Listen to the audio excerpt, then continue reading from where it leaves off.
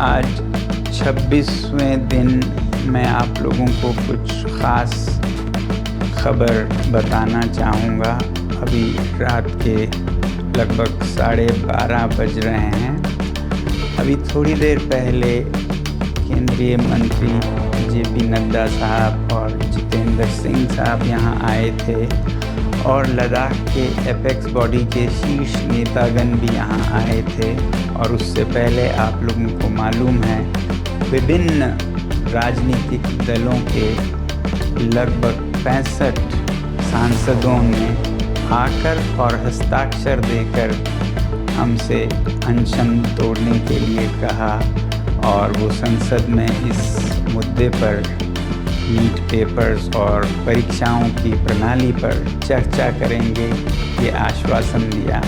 और जो सरकार से इस तरफ से मंत्रीगण आए थे उन्होंने भी ये आश्वासन दिया, जिसका कि 2 दिन से हम बहुत ही कड़ा क्या कहेंगे, एक तरह का बार्गेन चल रहा था कि मुझे आश्वासन चाहिए और लिखित में चाहिए, और इसमें 2 दिन लगे और मुझे इसलिए अनशन पर 2 दिन और बैठना पड़ा। और ज़्यादा भी बैठ जाता तो आखिर में आज उन्होंने लिखकर आश्वासन दिया है।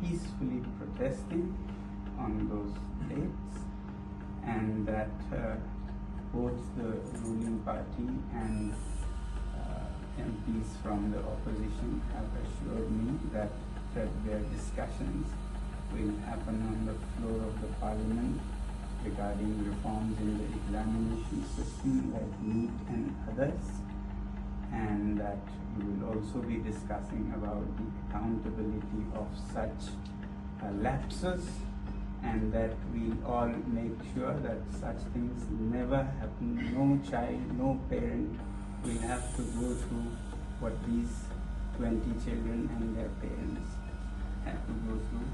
I'm happy that you have assured me that, and I'm sure as the children have been demanding, at the suitable time, I'm no one to dictate, you will take accountability in the ministry with the minister also as a responsibility, and I'm sure you are already considering.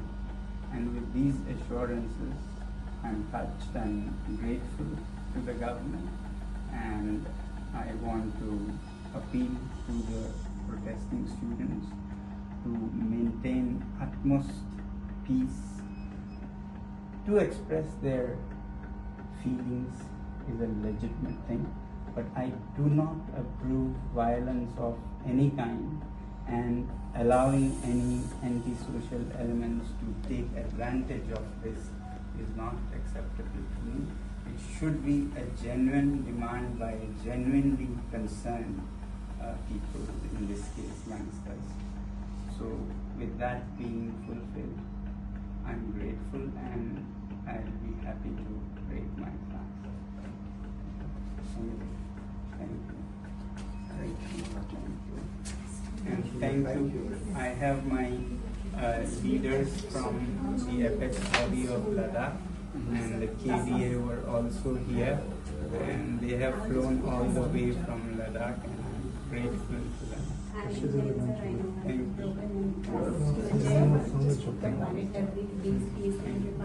Thank you. Sir, मैं आपको monitor Thank you, sir. Thank you, sir. Thank you. Thank you. Thank you, sir. Thank you very much. Thank you very much. Just sit up and think.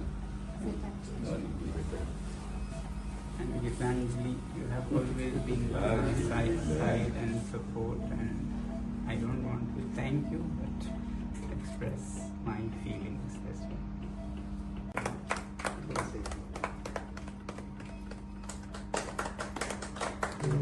Arrangement. So, want to have some milk also?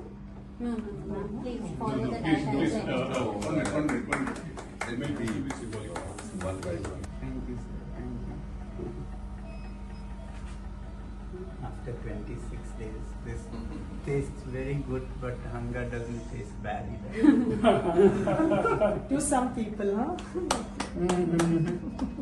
My doctors here have been very, very kind and very dedicated. I want to thank the whole hospital, and also at Safdarjung, they were very good, very dedicated. There were issues, but as a hospital, I don't want to give a message that government hospitals are No, any less. doctors are most unpolitical, I've seen. Thank you all doctors here and doctors at Safdarjung Thank you. Hospital. Thank you. both. Thank you.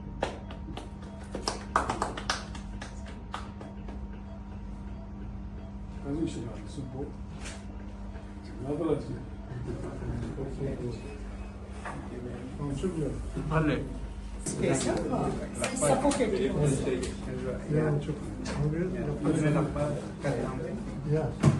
А сейчас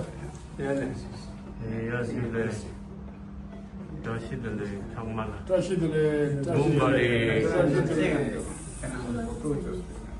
На вас из ПАО. Надо георгиевич. Ladal Georgievич taşıdı. ПАО били.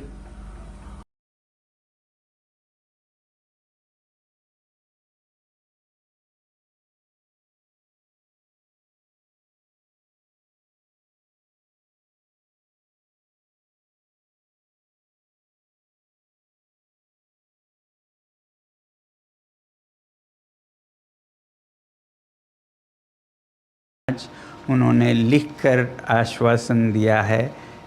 एक तो ये कि जो हमारे विद्यार्थी और युवा जंतर मंतर पर शांतिपूर्ण आंदोलन कर रहे हैं या जो 20 जुलाई को संसद चलो में भाग ले रहे थे, उन पर कोई कानूनी कार्रवाई FIR इत्यादि नहीं करेंगे। ऐसा बहुत होता है ऐसे आंदोलनों में, तो ये हमने आश्वासन लिया है कि ऐसा कुछ नहीं किया जाएगा। दूसरा ये कि जो पेपर लीक के इस हादसे में मृत हुए बच्चे हैं 20 से भी ज़्यादा, उन सब को उपयुक्त कॉम्पनसेशन दिया जाएगा, मुआवज़ा दिया जाएगा उनके घरों को। और तीसरा ये कि इस मुद्दे पर और शिक्षा और परीक्षाओं में जवाबदेही सरकार में लाने के बारे में संसद में पूरी तरह से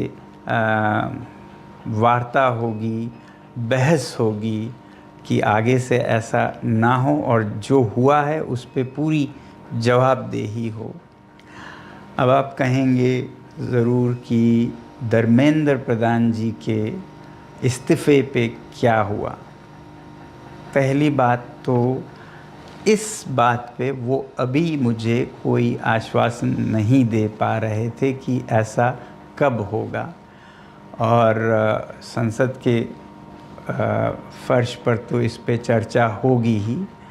अब मेरे सामने दो रास्ते थे, या तो मैं और अनशन पर बैठूं हफ्तों और शायद उसी में ख़त्म हो जाऊं, फिर आप ही लोगों में से हज़ारों लोगों ने मुझे आज से 2-3 हफ्ते पहले से कहते आए हैं कि आपकी जान ज़रूरी है, आपको संघर्ष आगे रखना है, ज़िंदा रहना ज़रूरी है। मगर मैं ये भी नहीं मानता कि हमने ये हासिल नहीं किया है।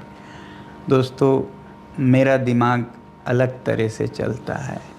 अगर वो ऐसा नहीं करते, इस्तीफ़ा नहीं देते, तो इससे हानि हमें या बच्चों को नहीं होगा, सरकार को खुद होगा।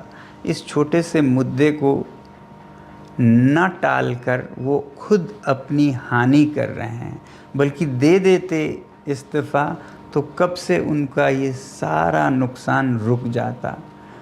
इसलिए मेरे लिए सबसे ज़्यादा ज़रूरी ये बात नहीं थी, इसका तो खुद निपटारा हो जाएगा तमाम तरीक़ों से।